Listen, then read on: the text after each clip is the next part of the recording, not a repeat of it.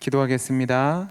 사랑이 많으신 하나님 아버지, 감사합니다. 오늘도 은혜 주셔서 새날을 주시고 또 말씀을 읽고 묵상하며 그 말씀을 가슴에 새기게 하시니 감사합니다. 이 말씀 붙잡고 오늘도 승리하는 삶을 사는 우리 모두가 되게 해 주옵소서. 함께하여 주시기를 소원하며 사랑 많으신 예수님 이름으로 기도하옵나이다. 아멘. 오늘 우리에게 주시는 하나님의 말씀은 출애굽기 15장 22절에서 27절 말씀입니다. 구약성경 출애굽기 15장 22절에서 27절 말씀 한 절씩 교독하시고 마지막 절은 합독하시겠습니다. 모세가 홍해에서 이스라엘을 인도하며 그들이 나와서 수르 광야로 들어가서 거기서 사흘 길을 걸었으나 물을 얻지 못하고 마라에 이르렀더니 그곳 물이 써서 마시지 못하였으므로 그 이름을 마라라 하였더라. 백성이 모세에게 원망하여 이르되 우리가 무엇을 마실까 하매 모세가 여호와께 부르짖었더니 여호와께서 그에게 한 나무를 가리키시니 그가 물에 던지니 물이 달게 되었더라. 거기서 여호와께서 그들을 위하여 법도와 율례를 정하시고 그들을 시험하실세. 이르시되 너희가 너희 하나님 나 여호와의 말을 들어 순종하고 내가 보기에 의를 행하며 내 계명에 귀를 기울이며 내 모든 규례를 지키면 내가 애굽 사람에게 내린 모든 질병 중 하나도 너희에게 내리지 아니하리니 나는 너희를 치료하는 여호와임이라. 그들이 엘림에 이르니 거기에 물샘 12둘과 종려나무 70그루가 있는지라. 거기서 그들이 그 물 곁에 장막을 지니라. 아멘. 이스라엘 백성은 하나님의 은혜에 기인한 주권적인 섭리로 애굽에서 430년간의 종살이를 마치고 홍해를 건너 이제 하나님의 은혜 가운데 광야의 길로 들어서게 됐습니다. 이스라엘 백성은 이 가운데서 기억해야 될 것이 있었는데 그것이 무엇이냐면 하나님이 그들을 책임지신다는 사실입니다. 하나님이 그들을 책임지시고 이제 이전의 종살이의 역사에는 마무리되고 새로운 역사가 시작되는 것이었죠.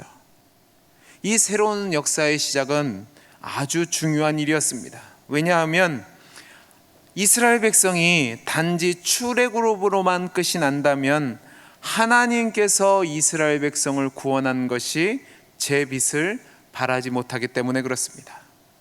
이에 하나님은 홍해를 건넌 이스라엘 백성을 광야를 지나 시내산까지 약 3개월의 여정에 오르게 하십니다.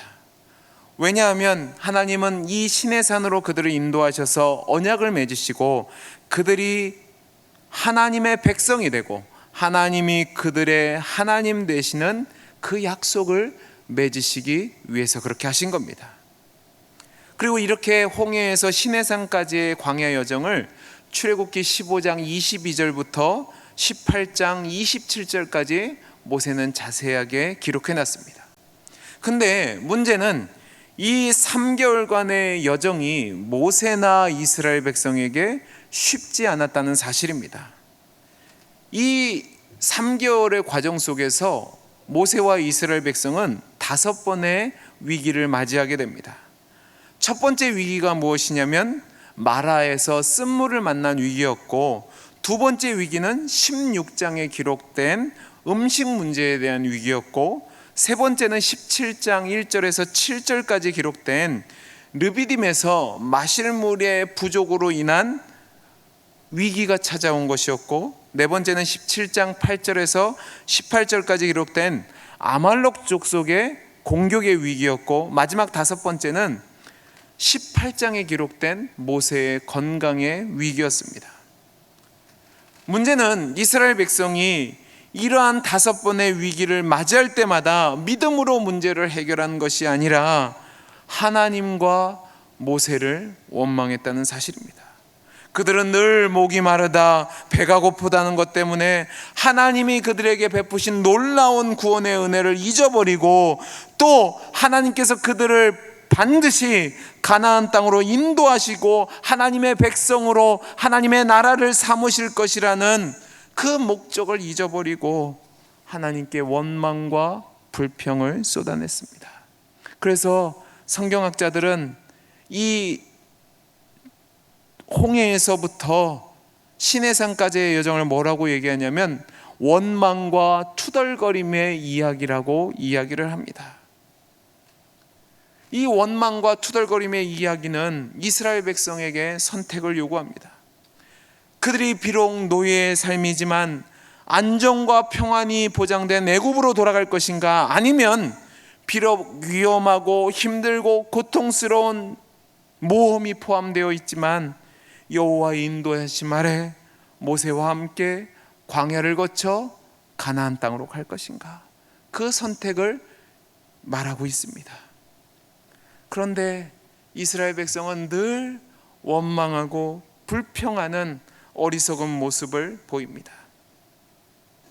하지만 하나님은 이때마다 그러한 이스라엘 백성에게 대하여 끊없이 인내하시며 그들의 필요한 것을 넘치게 공급하시고 그들을 계속해서 약속의 땅으로 이끌어 가시는 것을 보게 됩니다.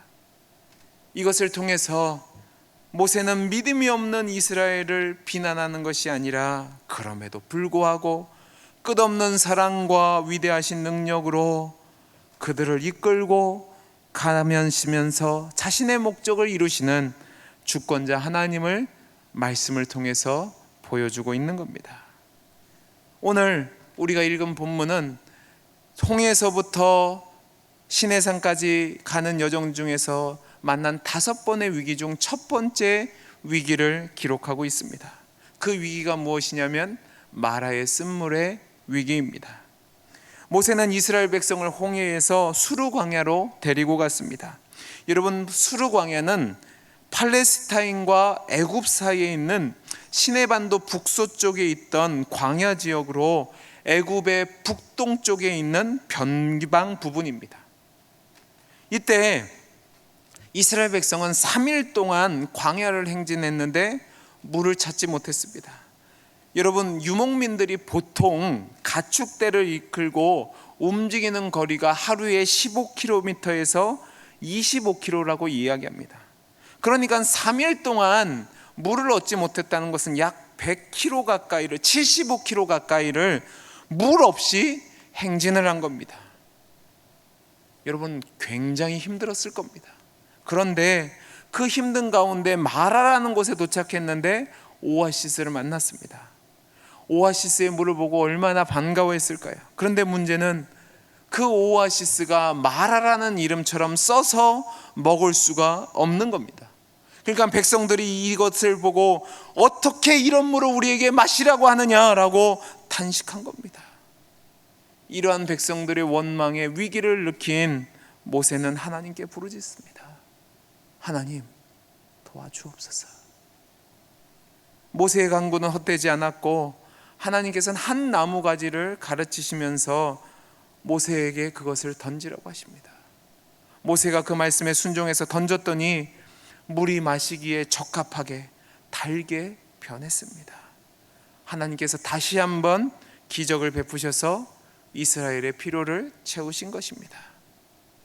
이것을 통해서 하나님은 하나님의 인도하심을 따라가는 자들이 어떠한 위험을 만난다 할지라도 보호하시고 도와주시는 분위기에 안전하며 필요한 공급을 받을 수 있다는 것을 보여주고 계십니다.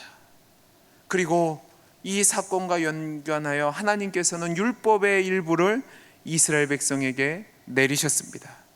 그 율법의 핵심은 무엇이냐면 하나님의 말을 순종하고 하나님 보시기에 의를 행하며 그 말씀을 따라 살면 하나님께서 애굽에 내린 모든 질병을 너희에게 내리지 않겠다는 말씀입니다. 즉 그들이 하나님 말씀에 순종하면 애굽 사람들에게 내려졌던 재앙과 질병 때문에 고생하지 않는 복, 즉 하나님으로부터 애굽 사람들처럼 취급받지 않는 복을 주신다고 말씀하신 겁니다. 달리 표현하면 어떻게 되는 줄 아세요? 너희가 하나님 말씀에 순종하지 않으면 하나님이 너희를 애굽 사람들처럼 대할 것이라는 내용도 포함되어 있는 겁니다. 우리 하나님은 치료하시는 하나님이십니다.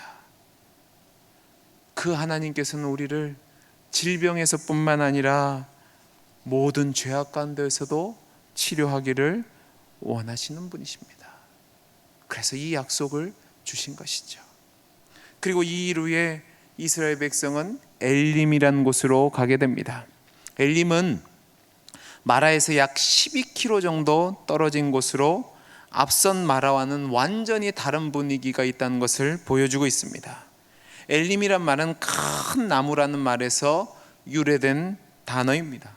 그러니까 이 땅에는 큰 나무가 있었다는 거죠. 여러분, 사막에 큰 나무가 있으려면 뭐가 있어야 되죠? 맞습니다. 물이 있어야 됩니다. 그러니까 오늘 말씀에도 기록된 것처럼 샘물이 12개나 있고 야자수 나무가 70그루가 있었다고 이야기합니다. 여러분, 불과 몇 킬로 사이에 이스라엘 백성은 두 개의 대조적인 물을 상징하는 마라와 엘림을 경험하게 됩니다. 마실 수 없는 물 마라, 하지만 위로가 있는 물 엘림.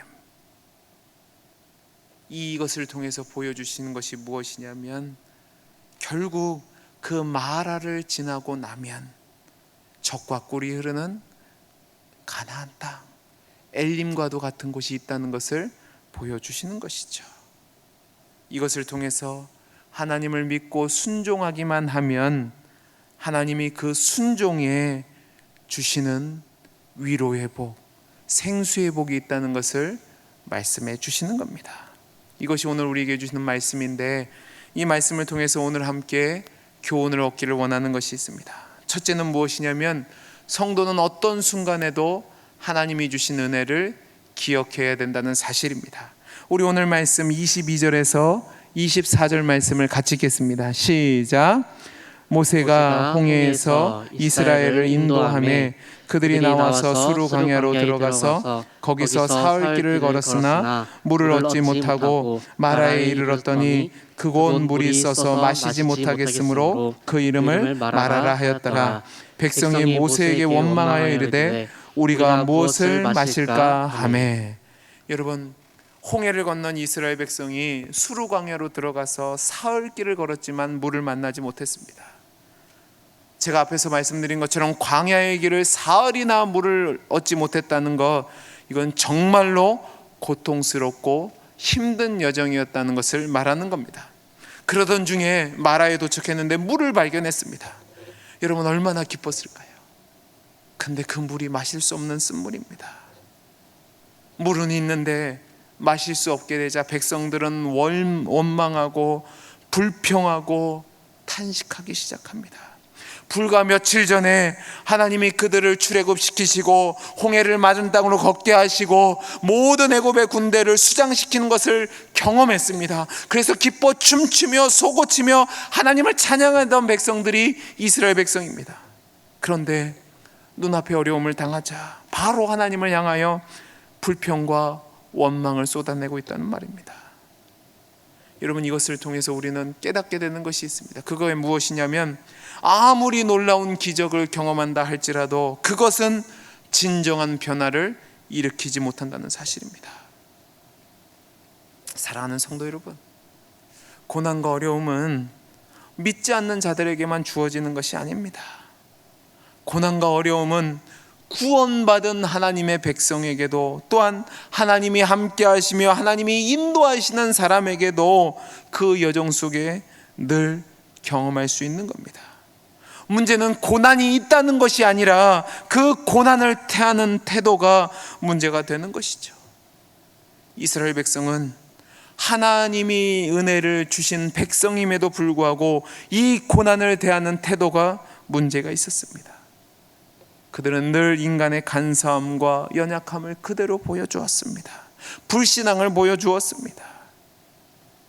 그들은 아마 홍해를 마른 땅으로 건넌 뒤에 가나안까지 가는 여정이 대로와 같이 열려 있었을 것이라고 생각했던 것 같습니다. 의기양양하게 가나안 땅으로 가자라고 했을 것 같습니다. 그러나 그들의 생각이 완전히 벗어났습니다. 3일 동안 광야의 메마른 땅을 갑니다. 너무나도 힘든 길, 고통스러운 길을 가고 물을 만났는데 이제 물이 마실 수 없는 물입니다. 그러니까 원망하고 좌절하고 낙심해서 불평을 쏟아내는 겁니다. 그러나 이것은 믿음 없는 그들의 모습을 드러내는 거죠. 사랑하는 성도 여러분, 우리도 마찬가지입니다. 저와 여러분도 예수를 믿고 구원받은 자로 살아갈 때에 구원의 감격이 있지만 그 뒤의 삶이 하나님이 함께 하심에도 불구하고 쓴물과 같은 사람, 사건들, 환경들을 경험할 때가 있습니다. 여러분은 그때 어떤 반응을 보이십니까? 혹시 이스라엘 백성처럼 원망하고 불평하지는 않으십니까? 반드시 기억해야 될 것이 있습니다. 성도의 삶은 무사태평한 삶이 아닙니다. 고난도 있고 역경도 있고 괴로움도 있고 아픔도 있는 길을 살아갑니다. 그러나 잊지 말아야 될 것은 그때마다 하나님이 우리와 함께 하신다는 사실입니다. 그리고 하나님이 목적하신 바로 이끄신다는 사실입니다. 그리고 그 결국은 영광스럽고 영생의 복락이 있는 길이라는 사실입니다. 이것을 믿으시고 마침내 우리를 영광스럽게 하시고 존귀하게 하시고 하늘에 속한 모든 신령한 복을 주실 것을 믿는 믿음으로 낙심하고 절망하는 것이 아니라 믿음 가운데 기도하며 소망 가운데 믿음의 삶을 살아가는 저와 여러분이 되기를 간절히 소원합니다. 둘째로 오늘 말씀을 통해서 깨닫게 되는 것이 있는데 그것은 무엇이냐면 우리 하나님은 치료하시고 위로하시는 하나님이라는 사실입니다. 우리 오늘 말씀 26절 27절 말씀을 같이 읽겠습니다. 시작. 이르시되 너희가 너희 하나님 나 여호와의 말을 들어 순종하고 내가 보기에 의를 행하며 내 계명에 귀를 기울이며 내 모든 규례를 지키면 내가 애굽 사람에게 내린 모든 질병 중 하나도 너희에게 내리지 아니하리니 나는 너희를 치료하는 여호와임이라. 그들이 엘림에 이르니 거기에 샘물 물샘 열둘과 종려나무 70그루가 있는지라. 거기서 그들이 그 물 곁에 장막을 치니라. 아멘. 여러분 26절에 하나님이 뭐라고 얘기하십니까? 나는 치료하는 하나님이라고 말씀합니다. 그리고 하나님은요, 그 치료하시는 하나님으로 마라의 쓴물을 경험한 이스라엘 백성을 이제 어디로 인도하시냐면 엘림으로 인도하십니다. 분명히 마라에서 믿음 없고 배은망덕한 모습을 보인 이스라엘 백성입니다. 하지만 하나님은 그들을 치료하시는 하나님으로서 그들에게 위로를 베푸시기 위해서 이제 모든 것이 풍성한 엘림으로 인도해 주셨습니다. 그리고 그들이 하나님의 백성으로 살아갈 수 있도록 하나님이 주시는 약속을 맺게 하셨습니다. 이 얘기는 무엇인 줄 아십니까? 하나님은 우리를 역경 가운데만 두시는 것이 아니라 마라에서 인도하셔서 약속을 주시고 물이 풍부하고 안락한 쉼터가 있는 엘림으로 인도하시는 치료하시는 하나님이란 말입니다. 물론 이 엘림이 최종 목적지는 아닙니다. 그들의 최종 목적지는 하나님이 약속하신 가나안 땅입니다. 그러나 우리의 그 가나안의 인생 여정 속에서 늘 마라만 있는 것이 아니라 치료하시는 하나님은 그 고난을 겪게 되면 휴식과 위로와 평안을 주시는 길로 인도하시는 하나님이시란 말입니다. 그래서 우리를 치료하시고 위로하시고 다시금 힘을 주셔서 그 믿음의 길을 걷게 하는 것이죠. 말씀을 마치겠습니다. 사랑하는 성도 여러분, 여러분은 정말 우리 하나님이 신실한 위로자요 치료자라는 사실을 믿으십니까? 그렇다면 저와 여러분은 그 하나님을 믿는 믿음 가운데 그 믿음의 반응을 보여야 합니다. 고난이 올 때, 역경이 올 때, 아픔이 올 때 낙심하고 절망하고 불평하는 것이 아니라 소망 중에 인내하며 위로하시는 하나님, 치료하시는 하나님, 그 하나님을 믿는 믿음으로 낙심하지 않고 믿음의 길을 가야 합니다. 영광스러운 길, 존귀한 길, 하나님이 주신 복된 길을 가야 된다는 말입니다. 그 길을 갈 때 하나님이 우리를 위로하시고 치료하시고 힘주시고 인도하셔서 결국은 그 모든 복을 누리게 하실 겁니다. 이 은혜와 사랑을 맛보며 살아가는 귀한 성도님들이 되시기를 간절히 소원합니다. 기도하겠습니다. 사랑이 많으신 하나님 아버지, 우리의 믿음의 길 가운데 마라의 쓴물과 같은 길이 있습니다. 그때도 낙심하지 않게 하시고 우리를 치료하시며 엘림의 위로를 주시는 그 하나님을 기억하며 가나안 땅까지 끝까지 믿음의 길을 가는 우리 모두가 되게 해 주옵소서. 은혜 주시기를 소원하며 감사하며 사랑 많으신 예수님 이름으로 기도하옵나이다. 아멘.